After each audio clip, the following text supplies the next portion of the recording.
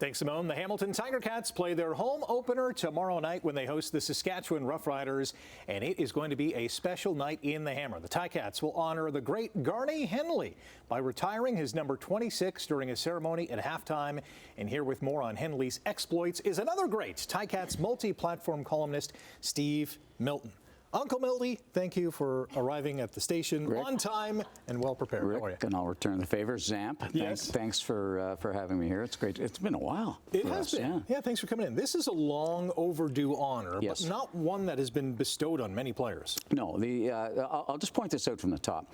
There are something like 50 or 60 retired sweaters, jerseys in the CFL, and the two teams do not retire sweaters. That's Winnipeg and Edmonton, but they've got about 4 or 5 that will never be worn again by anybody else. Right. I think by, Warren Moon, those kinds of players. The Ticats, of the other 7 teams, have retired the fewest. This is only the third one, along with Angelo Mosca, 68, and of course Bernie Filoni, number 10. Big Ange being the first one. Yeah. And I think they reserve it for something that transcends.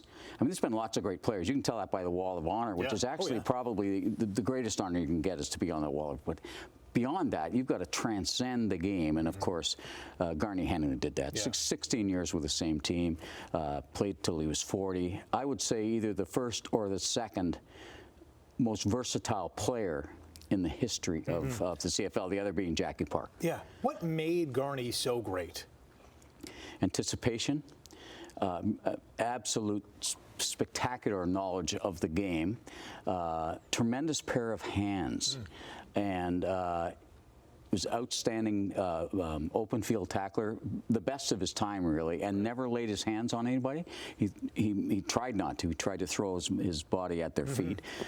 He could run the ball. He could catch the ball. Yeah. He could, if he had to, he could probably kick the ball as well. So he an amazing guy. He in his final year, Rick, he played 16 years here, and I watched him his entire career from the outside as a fan of another team, and he was one of those guys in a way that humanized the Ticats, who, if you hated the Ticats, which I did growing up, being a fan of in Toronto, he was one of those guys you could not hate. Sort of like pinball is for Hamilton fans, about Toronto. You love the guy. Yeah, the only one that you could actually accept, and Garney kind of humanized that. He had very professorial the way he played. Didn't look like a player, was kind of undersized, very slender in a lot of ways, but he just did everything. It was in his final year, and he was 40 years old. He intercepted 4 passes, and he caught 31. Wow. He in 62, he ran the ball for almost 300 yards, which is a lot. He was a dynamo. He did everything. He played every minute of the 1962 Grey Cup, every minute of the 1963 Grey Cup, both sides of the ball. The 62 Grey Cup was played over 2 days because of the fog bowl, but here's a guy who still leads the Ticats all time in interceptions, 3rd on the list on touchdowns, and a wonderful honor tomorrow night. We're going to go Ticats Roughriders tomorrow at 7 o'clock. Should be a great game in Hamilton. Steve, all right, thank you very much. We'll be there together. Yes.